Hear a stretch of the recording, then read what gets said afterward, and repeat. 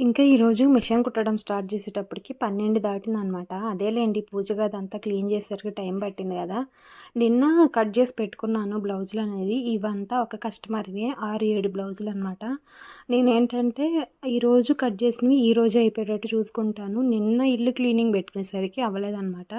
2 బ్లౌజులైతే cut చేసి పెట్టేశాను. ఇంకా ఒక శాంపిల్ కట్ చేసి పెడతాను. అదే ప్రకారంగా అన్ని బ్లౌజులు కట్ చేస్తాను. ఇవి చూడండి తినేసి నిద్రపోవటమే వీటి పననమాట.